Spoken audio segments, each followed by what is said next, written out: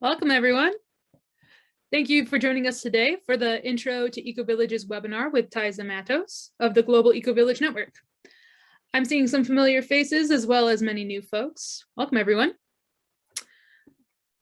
My name is Ryan, and I'm the Community Engagement Assistant here at the Foundation for Intentional Community.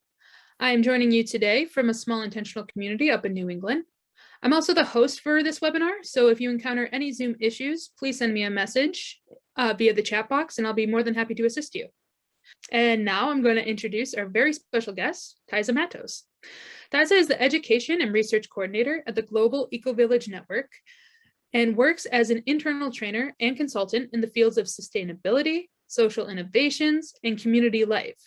She has coordinated and taught Gaia Education and UNESCO certified Ecovillage Design Education Programs globally since 2009. Taisa is the author of the book Ecovillages, Building a Regenerative Culture. She holds a master's degree in communities and social ecology and is also the professor at the postgraduate program of pedagogy of cooperation and social methodologies in Rio de Janeiro and Sao Paulo. Taisa has contributed to transition initiatives both in urban and rural, and is the lead author of Regenerative Urban Communities Manual. And with that, I am thrilled to welcome Taisa Mattos. Thank you for joining us today. Thank you. It's really a pleasure to be here with all of you. I can see some familiar faces around and also some new people. I hope we will have a great time together. I will start sharing about the webinar structure so you all know how our pathway is going to be. The idea is that I will introduce myself, and then I will show a presentation, some slides about ecovillages, and I will tell some stories and show examples from ecovillage solutions worldwide. And we will always have space for questions, so we can pause in the middle and then at the end to share more and do the Q&A. Afterwards, I would like to present to you the Map of Regeneration. That's a tool that we use in GEN and in the Ecovillage movement to see how much connected we are to the Ecovillage design or to the Ecovillage approach. And hopefully we will have time to connect in small groups just to try it out for a while. That's our plan for today. And I'm really happy to see the chat and that we have people from many parts of the world. I'm Brazilian. I'm calling from Rio. As Ryan already said, I'm currently the Education and Research Coordinator of the Global Ecovillage Network, but my journey within the movement is much older. I did my first Ecovillage training back in 2004, and that really changed my life. I was so in love with everything that I learned that I went back to Rio and got together with a group of friends, and we started to co-create a community.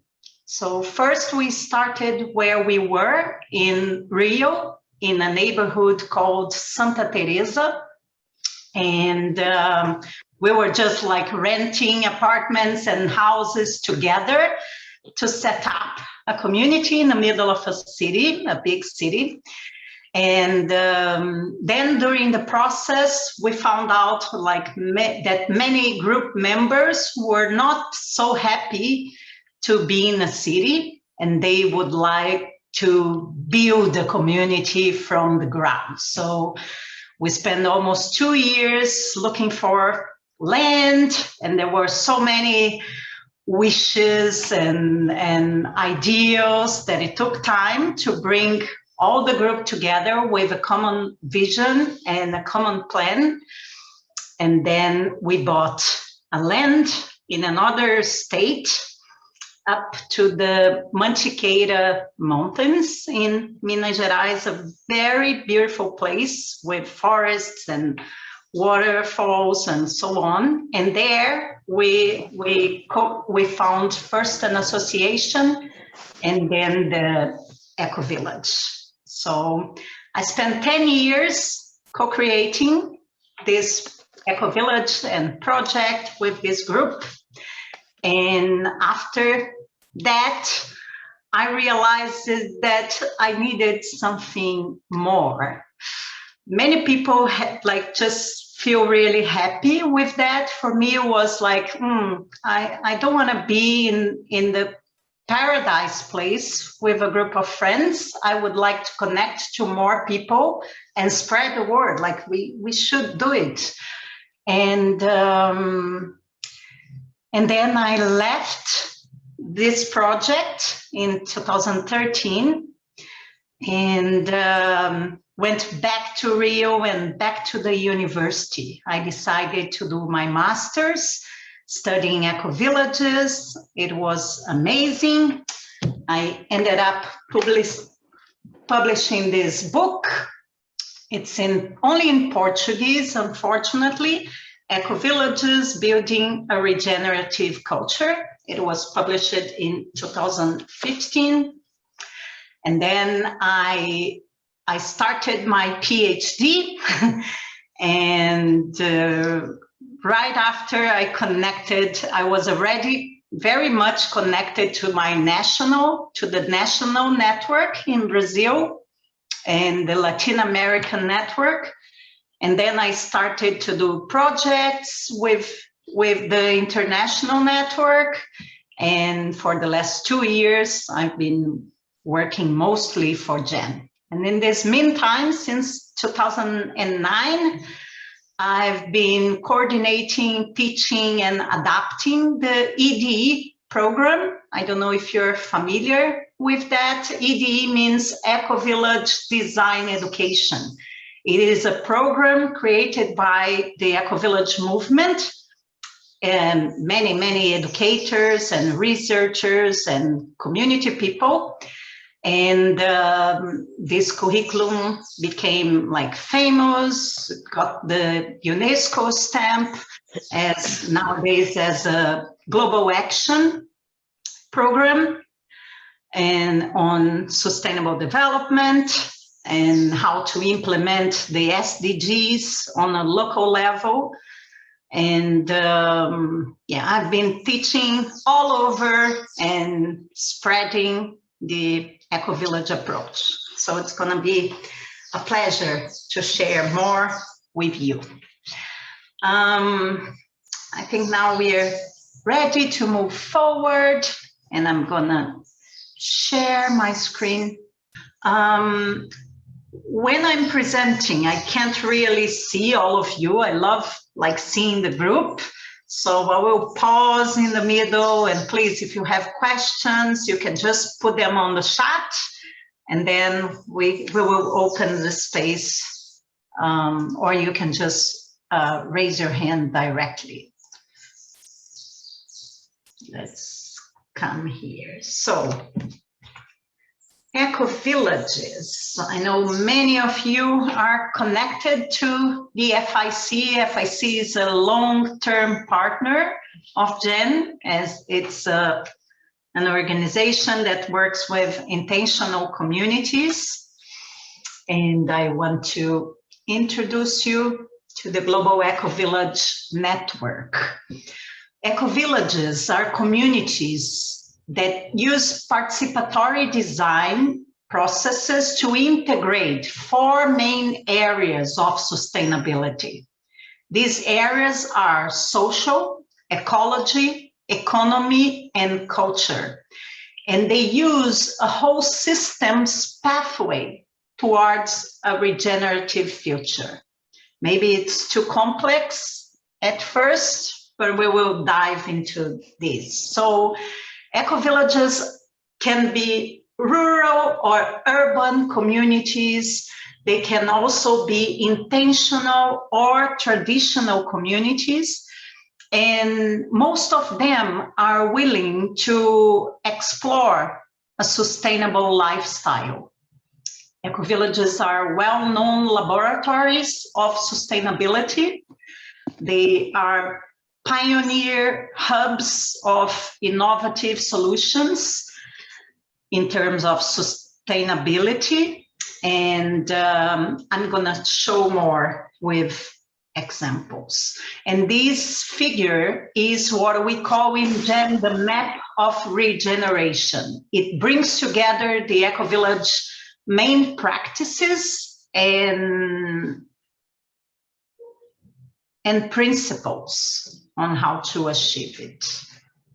Here we go.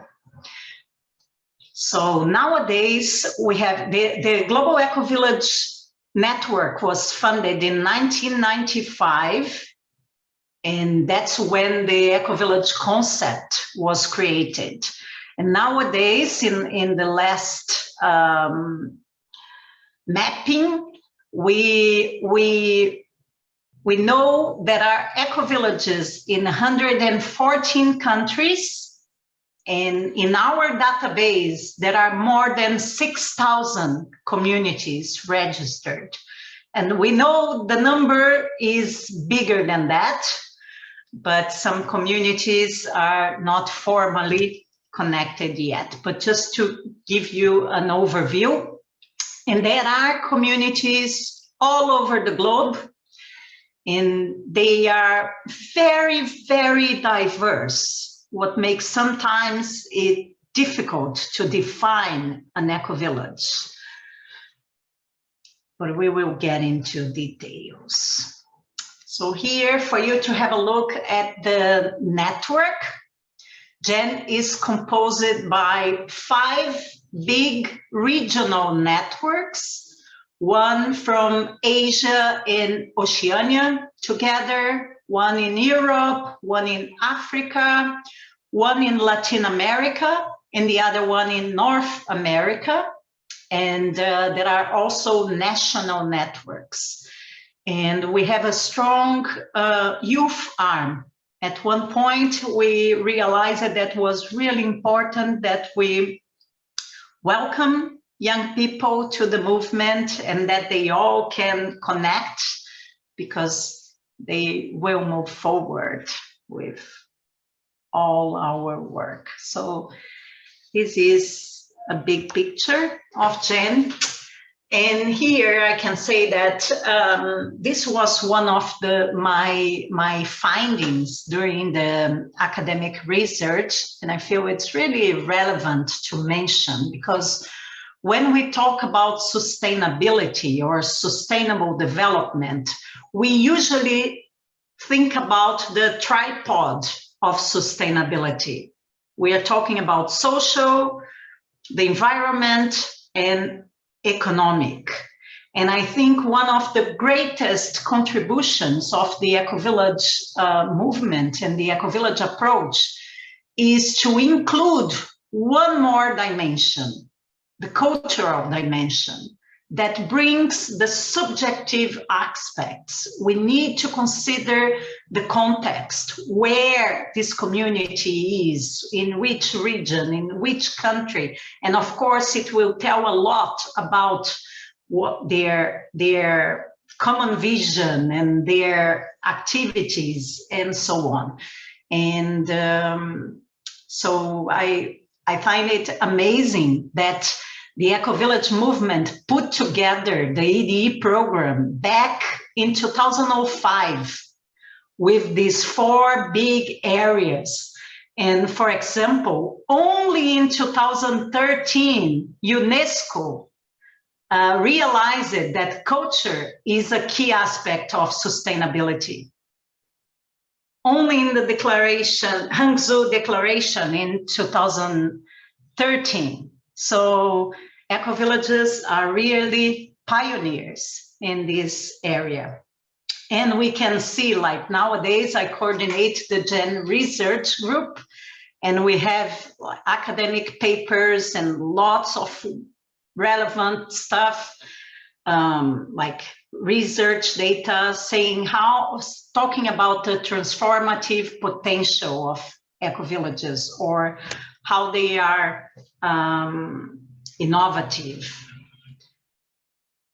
And I think the culture aspect is one of the keys. In terms of scale, we work with communities, of course, but not only with communities. Nowadays, we include people, projects, co-housing communities, co-living communities, eco-neighborhoods, transition neighborhoods, eco-cities, and regions. So the idea is, how can we use the eco-village approach to inspire a regenerative lifestyle? And we also work a lot with organizations that are willing to be more sustainable. So I think now it's more fun to see pictures, and so I'm gonna invite you for a tour around communities and eco-villages and bringing some highlights of the work and innovations. So another point that was really impressive to me is that we believe somehow in this mainstream culture that it's not possible to live a high quality lifestyle with low impact and low consumption. And eco-villages, they prove it is possible. And that's so amazing, how we can have a low impact and high quality lifestyle with a lot of proposed community support, engagement, and transformative potential. So here's a picture of an eco-village that might be familiar to many of you at the FIC community. Eco-village at Ithaca in upstate New York. But eco-villages are also creating community and sustainability in urban areas. And I can mention here two amazing case studies. Here, as one community, is an urban eco-village in Suzuka, in Japan. They are scattered around the city, mostly around the center of Suzuka. And they have their own like university where they study community life and what can make their lives better. They have social enterprises. Most of them work in this project where like the young people decided to grow food in the city, and they prepare lunch boxes with Japanese organic food and serve the neighborhood. Here we can see LA Ecovillage in Los Angeles. There's also an old example of an urban ecovillage. Moving forward, ecovillages are also creating sustainable solutions in the most different settings. This is a picture of Kibbutz Lotan in Israel. And in the desert, we know like it's earth and dry everywhere. So they decided to build with what they have in place. And it's important mentioning Kibbutz Lotan that many communities were already there when the eco-village movement was created in 1995. But they really connected to the Ecovillage approach, principles and practices, and they decided to become an ecovillage. So some of them are older than the movement, like Kibbutz Lotan. The Kibbutz movement is older than the Ecovillage movement. Here's another great example. In Italy, Torre Superiore is this old medieval village, and a group of people just moved in. They bought this place and they renovated with ecological materials, keeping the traditional structure. And there's around like 40 something adults plus children living in this community in Italy. This is also something there is becoming more and more, it's happening more and more in the movement. I can give another example in Spain, where an ecovillage there was contacted by the local authorities. They were trying to figure out what to do because it's happening a lot in old villages in Europe, for example, that young people are moving to the city because they need to study or they need to find a job. And then the old people are dying and the village are becoming like empty. And they can see when there is an eco-village in the area, it's the other way around. The people are coming from all over to join. So this community in Spain was approached, like how can we spread this model in the region, in Navarra? And it's happening. Here's another example of a well-established community in Germany called ZAG. And I like to play around with this building community everywhere. This place was an old basis of the SS, the Nazi. And then this community could occupy the place afterwards. And they just use it a lot of environmental techniques to make it a nice, like, rich community. And they are also really good in social methodologies for, how to live well together. They are really good in that. Conflict resolution, communication skills, and so on. Let's move on. This is another good example of what's going on nowadays as we are facing climate emergency, and more people are in communities are being hit by climate events. Here's an example from the Philippines, where this area was totally devastated by a typhoon years ago in 2013. And the community decided to rebuild using the eco-village approach. So an eco-village nearby called My Earth was bringing together a group of volunteers, and usually that's what happened in disasters, that the group start rebuilding by a common area. Like, we are not going to start to build like my house or your house, but our community space, for example. And in this case, they decided to rebuild first the community school. So you can see the Batug Earth Village, and it was all like participatory process where the volunteers with the Ecovillage people and community members were like dreaming together about what to do and learning together how to do. And here is the new school. As you can see, it's mostly under the ground because the Philippines is always hit by typhoons and cyclones, so they can use the appropriate technology to keep it there.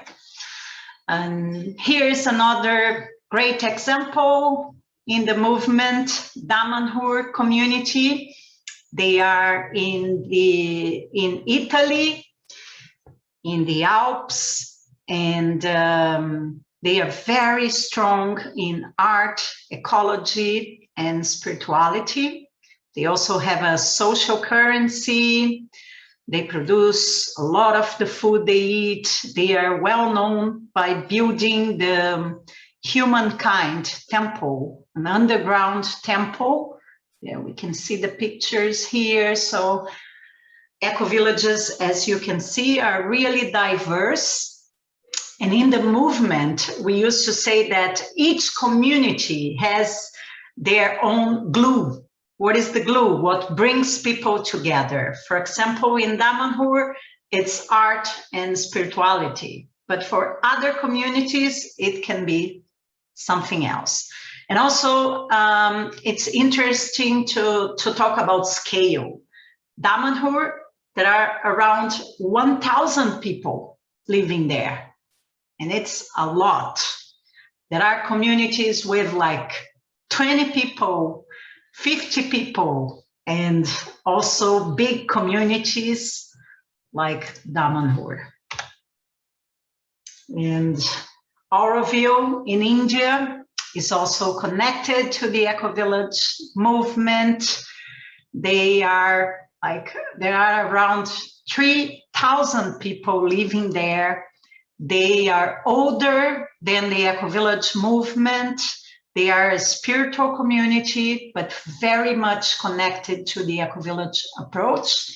And for example, our office in Asia is in Damanhur. Oh, sorry, in Auroville. And they are very good also in ecosystem restoration. They have planted thousands of trees, and this was a kind of desert before. Here is another example of green building and ecosystem restoration in Brazil. One of the first ecovillages here, it's called IPEC, and it's at Cerrado in the middle of Brazil. They bought a land completely destroyed, and nowadays it's all green. Here's the project I mentioned at the beginning, the Ecovillage I co-founded with friends. The name is Terra Una, and they are strong in green building techniques, as you can see here, us building many parts of the community, but also in education and programs, educational programs. Ecovillages are also very well known in using renewable energy. This picture is from Findhorn community in Scotland. For many, many years, they could produce more energy that they needed with the 4 turbines. And then the community started to grow and grow and grow, and they used solar panels in the new houses. But they found out afterwards that solar panels are not so efficient in that area of Scotland. So now the community was thinking about maybe implementing the 5th turbine. But one of the ways that the community was generating incomes, for example, was selling like renewable energy to the grid because they had more than they needed. And sometimes, especially when I'm sharing here in Latin America, people say, but all these techniques are so expensive, we just can't manage to have them. And here is a very good example on how it can be really, really simple technologies adapted to the context and to the scale. And this is in Guédé-Chantier in Senegal. And I can also use this picture to tell you about what has been happening in Senegal, because the local government was so impressed by the Ecovillage approach. There were around 40 communities connected, like traditional African Senegalese communities. And they connected to the Global Ecovillage Network, and they decided to implement their national network. And then the government was impressed and decided to create the ANEV. ANEV is the Ecovillage National Agency within the Ministry of Environment. So they decided to transition 14,000 traditional communities into ecovillages, and that's something ongoing. Can you hear a terrible noise behind my voice? Okay, it's just someone started to do something. Let's see, I don't know if it's gonna take long, but I'll put my phones on. Maybe it will get there. Let's see, we just stop it. Sorry for that. Let's move forward. Ecovillages are also prototyping ecological sanitation. These are some compost toilets in Tamera Ecovillage in Portugal, just to illustrate. And they are also very strong in terms of sustainable food production, local organic food production. And this is an amazing example from a community here in Brazil called Vila Yamagishi, that since 1984, all the community has been working together on producing organic food. Some communities, they have one, let's say, enterprise or two, where all community members work together. Some others, it's more informal. When it is an urban ecovillage, it's easier for the people to keep their jobs and work in many different things in the city and come back to the community. So the examples are the most diverse. Here's a picture of another thing that ecovillages have been doing, regenerating soils through biochar. This is a picture from the farm, another old community from the US. And this one I just love. How can we use the ecovillage approach to create community and sustainability everywhere? In this example, we can see how. This is an example from this picture is from Zimbabwe. But this model is going on in 5 African countries, Zimbabwe, Malawi, Zambia, Uganda, and Kenya, where we started working with schools as like the community somehow in traditional villages. The school is very central in the community.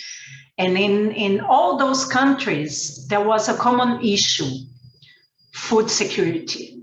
These kids had not enough food to eat. So we started planting food around the schools with the students, with the teachers.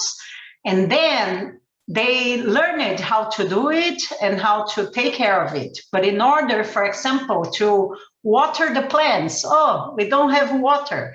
So we had to implement a harvesting system, rain harvesting, to keep water from the rain to water the plants. And then other kind of ecological techniques to move on.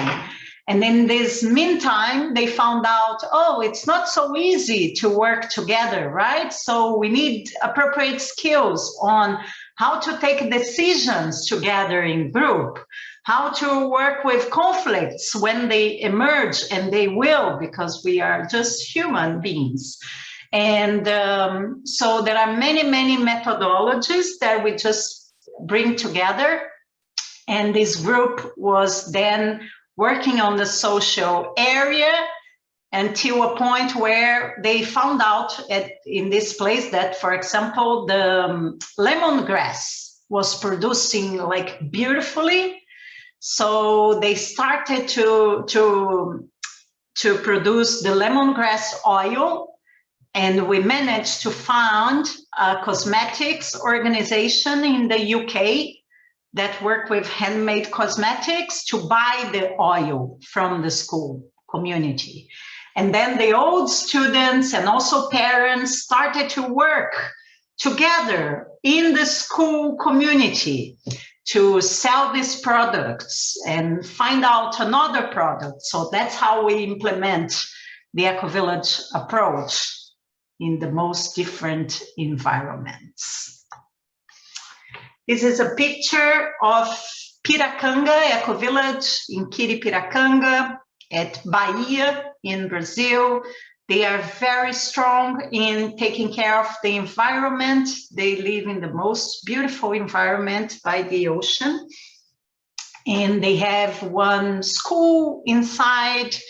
They have many, many educational projects focused on youth and so on. They also have their own social currency. So just one other example. Fair trade and ethical financial systems. This is a picture from Finhorn. They have the eco, that's their social currency. And they have parity with the GBP. And since 2002, they are using a complementary currency to make their economy more resilient. Here's another example from Canada on social entrepreneurship in the sewing studio at La Cité Ecologique. And just to make it more clear, ecovillages are a process, are processes. There's not like one perfect example. There's not a recipe. It is ongoing. And they are always be in a process of experimenting and co-creating this sustainable lifestyle. This is something we started to work on back in 2017.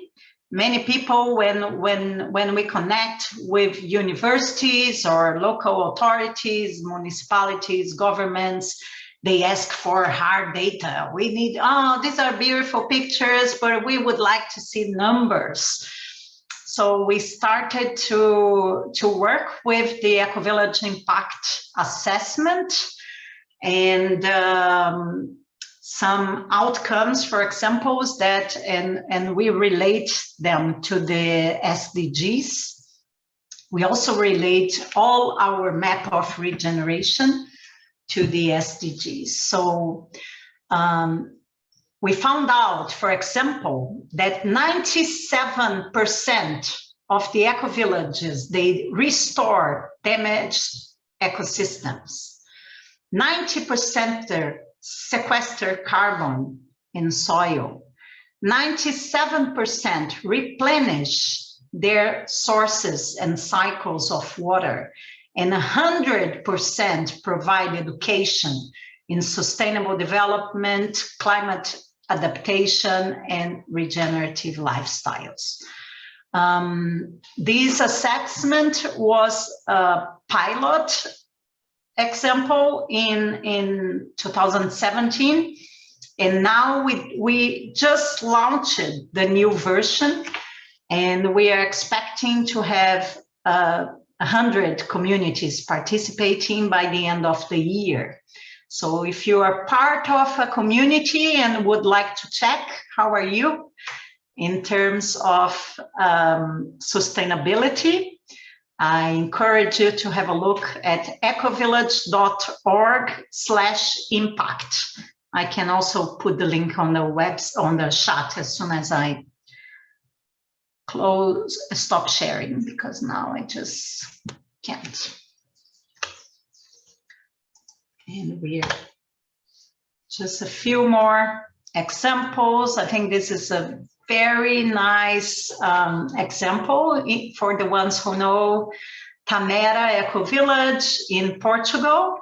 This group moved it there to create, they would like to produce food the whole year round, and they found out they couldn't do it in the Alentejo, at this part of Portugal, because it's too dry. So they co-created these artificial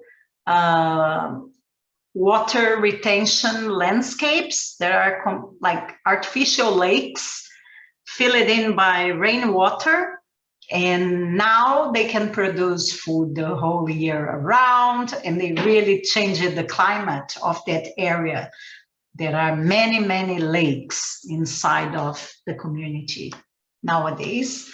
And here's another good example in Second, Egypt, close to Cairo. They were like this, very, very dry area when they started, and now it's just this beautiful green environment. So ecovillages are places of inspirations, and here is our GEN website if you want to stay connected, ecovillage.org. So now I can stop sharing my screen so I can see all of you, and maybe that's time for a few questions if we have. I don't know if there are questions on the chat because I could not get there, but if someone would like to ask something, you can just open your mic. There's a question on the screen. It's a good question. What's the difference between intentional communities and eco-communities? That's a nice one. Intentional communities, by definition, are a group of people who decided to live together because they have a common vision or a common purpose. And they are not necessarily eco-communities, or they are not necessarily related to sustainability.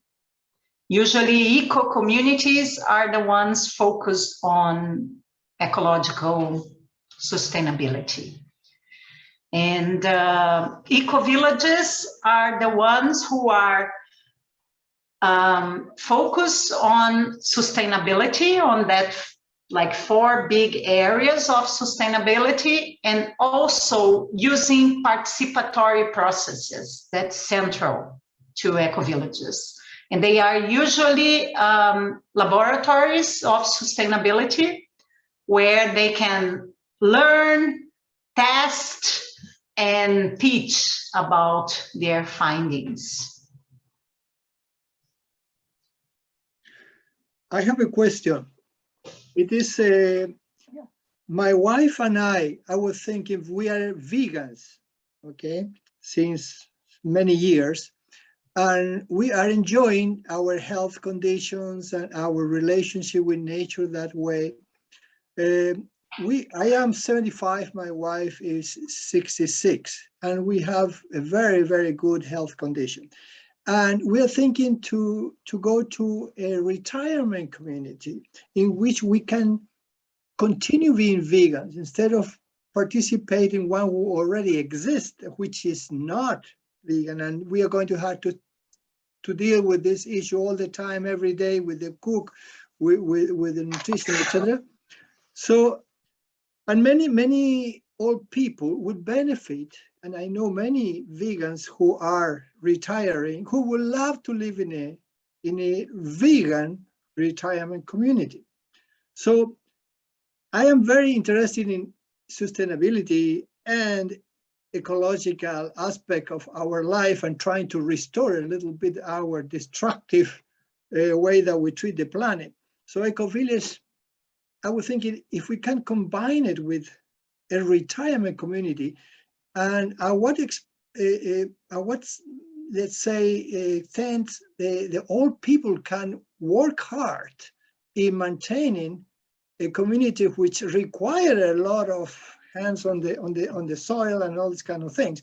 But I don't know if these two things are compatible, but I am trying to explore a little bit that possibility. That's really a nice question. Thanks for asking. I can share that many communities, even the ones I presented, some of them are vegetarian or vegan. It's very common that most of the people in ecovillages, or let's say in the community spaces, they are vegetarian.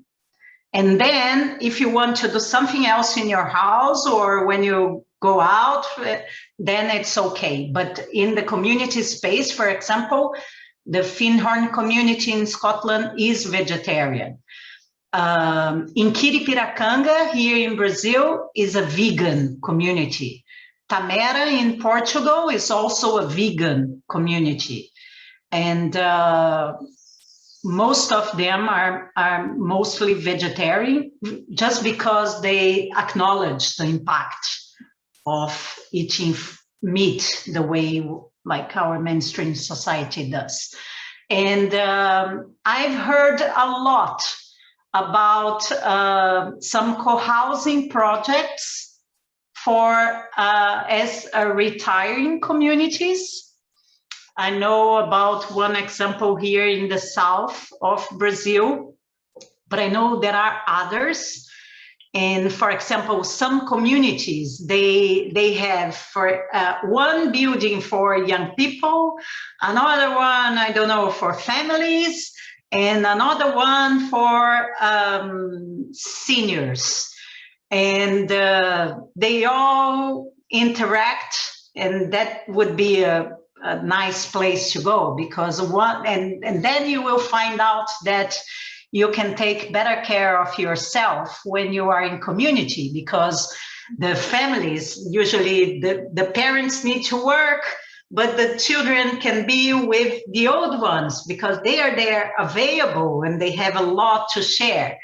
And some of the work can be done for all of us. Even some children, like the bigger ones, can support cooking or planting. You know, you all do things together.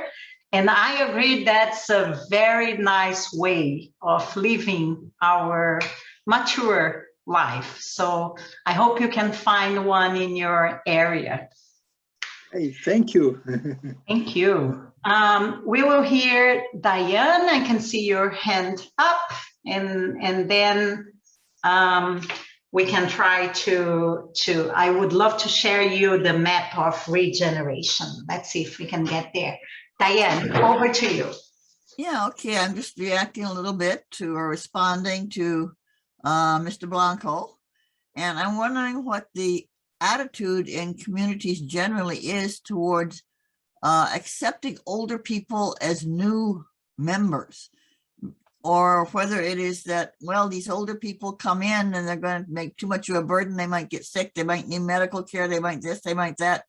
And they can't do hard labor and so on. And maybe say, well, this is not such a really good thing for a new member.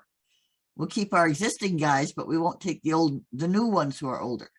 What is the attitude?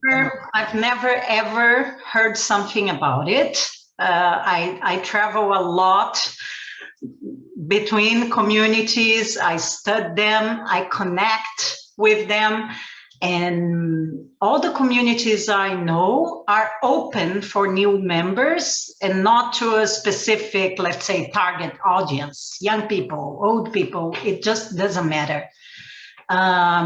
Usually the communities have their own way of like welcoming new members. You can't just, I want to go to an eco-village and then, this one is beautiful and I just move there without connecting. So I would suggest that first you reach out and then you go there to visit and check if there is resonance. And then you can, if you feel like that's the right place, you will ask for the membership process. And usually it takes between, let's say, 6 months to 2 years for you to be considered a full member. So you know everyone, you know the community agreements, you feel comfortable, people know you until they have a full yes. And then you are a member like all the others. That's how it usually works. And it was interesting to see how much with the pandemic, the COVID pandemic, many people decided to join communities, or, oh, that's the time to join communities. And we can see, like in Jan, people reaching out to us, or here in Brazil, like in my WhatsApp, Taisa, now I can move to a community because I'm not working in the city anymore. And it's not like this, like because of the pandemic, many communities also closed their visiting programs and educational programs. And of course, they were also afraid. And so people who were there were all together, but they were not accepting new members. So that's something else to check at this point, if the community is already open or not. Thank you. Thank you. Mike, shall we hear you before moving forward? So the last question. Hi, my name is Mike. I'm from Ottawa, Canada. I just recently visited an eco-village called Whole Village, just north of Toronto. I don't know if you're aware of that community or not. It's called Whole Village, and it's a beautiful community. And they have they have a garden for the big garden, organic garden for the tenants. They have a community shared agriculture where they grow food and they sell it to the community. And they plant a lot of trees. They have a water system, you know, where they get collect rainwater, and it goes into a pump, and they can use that. They use electricity in their vehicles. You know, it's a really good community. I just wanted to mention it, and perhaps you might consider, you know, contacting them or something. And because you mentioned City Collegial, okay, that's good. But there's also this big community. Well, they only have 30 people, but it's a very good. They built a house that has a fireplace that you only need to heat it for like an hour or two a day, and through the winter it keeps the place warm because it has a special system with a lot of bricks that are exposed to the air, so and the bricks just generate the electricity, and they use solar panels. They have a water system for heating water that goes through the house, and it's just a really beautiful place. And you know, perhaps you might consider contacting them. Yeah, great. Thank you, Mike. That's nice. I've time there. I've not been there to Canada, not yet. Oh, please, please. I heard about them, but I did not search, so I don't have more info. But it's nice. Thanks for sharing. What they do everything you say. Like they're always experimenting and learning new things, and it's very much it's an excellent example. Great. So the ones who are in Canada, check it out if they are receiving welcoming visitors. because I think the best way to connect is always like to go there and visit, and it's really hard not to get like in love. Okay, I think now I will invite you. I will share my screen again just to show you. This is one of our like main tools to work with communities and to map their sustainability process. So can you all see my screen? Let me just put it big. Yes, nice. So this is what we call the Map of Regeneration. And for example, if I come here in ecology, we are talking about food production, organic food, sustainable food, and also not only growing food, but seeds and soil. We are also talking about renewable energy and transport, and replenishing and cleaning the sources and cycles of water, but also working with waste as a valuable resource.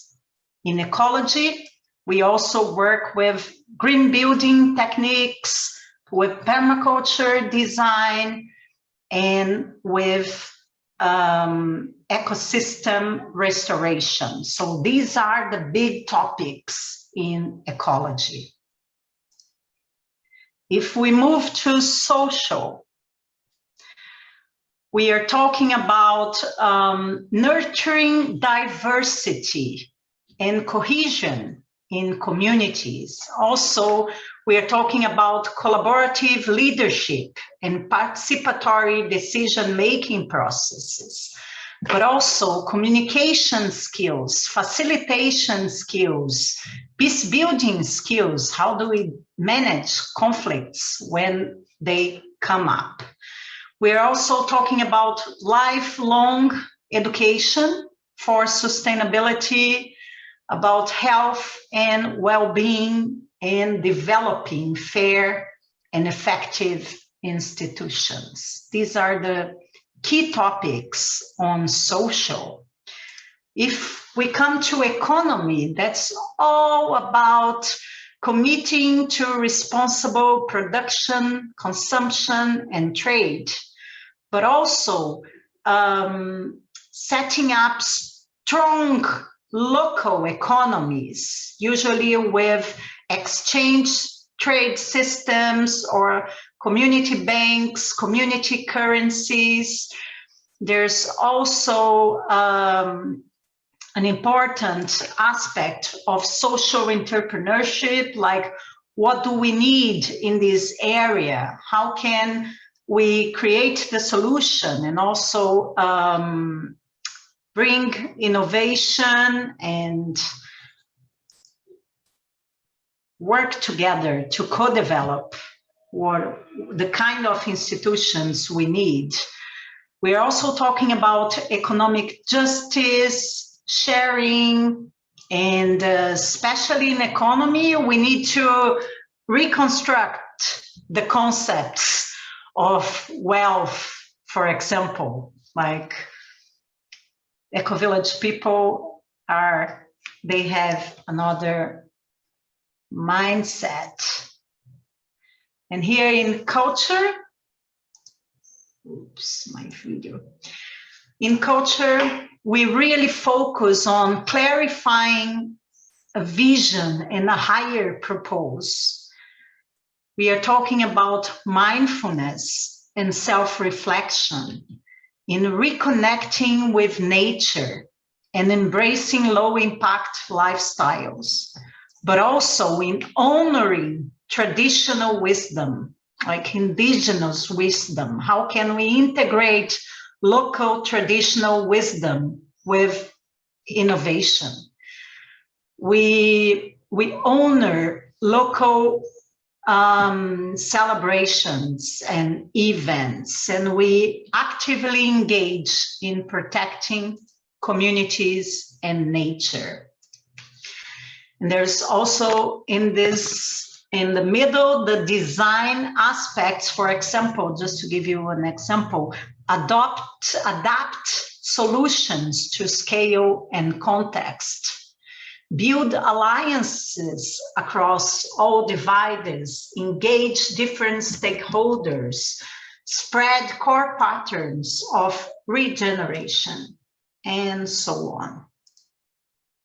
This is just a very quick overview, but I'll give you more time to connect with the map of regeneration through this link. Just a sec here. I'm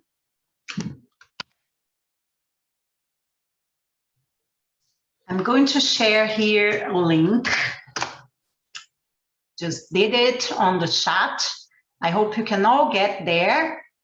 You can have a more in-depth view of the map of regeneration. And that's the time when I will ask Ryan to put us in some small groups. And the idea is, please have a quick look at the Ecovillage design cards and just select one that is more in tune with you at this point. Maybe you like the picture, or you like the topic, or somehow it's more relevant to your life or to your work at this time. Just select one. And we are going to be in groups of 3. And you can just share about which card have you picked and why. It's going to be super quick. We'll be there for 15 minutes, then we will all come back together. So just have a look at the cards while Ryan prepares the breakout groups. And then you will have 15 minutes to talk to 2 other people. Which card speaks to you, especially to you at this moment, and why? And then we're coming back all together. Are we ready to go? I would love to hear from you, maybe 1 or 2 voices. How was that in the groups? If you could relate to one card, if there was something, there was any insights or highlights for you. How was that? Aidan, is that your name? Please go ahead. Yeah. Hello, everyone. We basically came to the conclusion that all are important, and if there is to be a solution at this transition point in human evolution, however you want to call it,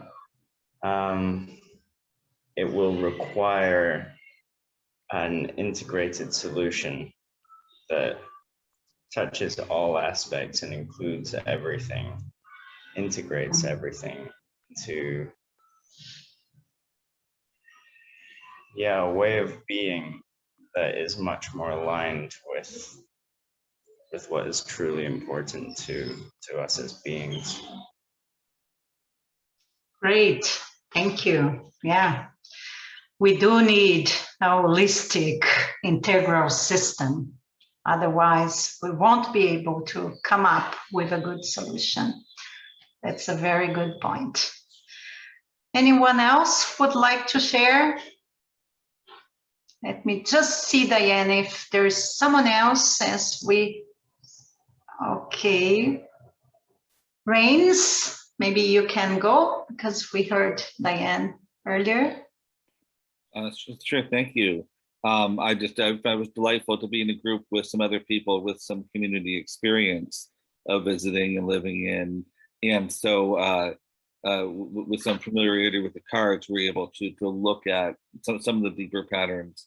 One of my favorites, and I just love that this event is a crossover, is about building alliances and networks from in the whole system design or integral category. It just helping us get past the idea that, oh, our one community is it perfect and then we're done, but to keep on going and growing and working on the bigger picture, making sure there's a path, there's a flow, more options. Great, thank you. David? Hi, everyone. I was just putting how over there is for hard with the permaculture idea of how many people think permaculture is only about growing, but it's actually the culture part of the word is also talking about the human connection in the community and making it resilient. So lots of overlap between. Yeah, the permaculture movement works very much together with the Ecovillage movement. And most of the Ecovillages, they use permaculture design to design their places and relationships. Thank you, David. Diane, maybe we can hear you also. You're muted at this point. We got into a discussion of native cultures, particularly as in tribes, right? And an observation was made because we talked about giving and sharing. And an observation was made that when you have the culture, you don't need a whole lot of laws to govern it. And when you get a whole lot of laws, that's usually because you've lost the culture. You're trying to recapture it, but you're not getting very far with laws. Okay, I just wanted to share that. Thank you, Diane. I think that's another good point. I would say we do need very clear agreements if we want to live well in communities, because we are so diverse and each one of us was created in a different culture. Ecovillages are usually international places. You will find like food from all over and people with like the most different habitats. So it's really important to come up with a simple and clear, like basic agreements so we can live well together. But for sure, the cultural aspect is a very important one. Okay, we're getting to the end. It was so fast. It was really a great pleasure to be here with all of you to share a little bit about my experience within GEN and the Ecovillages. You are all welcome to stay in touch. I want to share, I put the links here on the chat, but I can share it again. For the ones who are interested in getting to know more and maybe fill in the Ecovillage impact assessment to your community, here's the link. We are also launching the first GEN PDC focused on Ecovillage, the permaculture course focused on Ecovillage building. And the link is here on the chat. And also on Thursday, we will have a free webinar on permaculture as part of this course. If you want to join, it's about permaculture garden design, and it's a free session. So you can stay in touch with us, ecovillage.org. And I'm sure we would have more and more to share and learn from each other. Such a nice group, but 1 hour and a half is not enough to really get into details. So maybe before I hand it over back to Ryan, I would just like to hear a few voices. How are you now? If there is one word that can represent how you're feeling, how was this webinar? It would be nice to hear. Enlightening. Thank you. Inspiring. Encouraged. Hopeful. Connected. Delighted.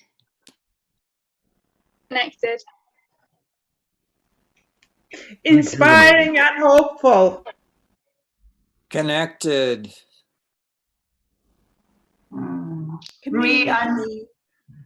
Hopeful. I'm really grateful for the invitation to be here today. Thank you for the FIC community for the invitation and also for holding the space for us. It was really a pleasure and I feel really energized. Thank you, Taisa.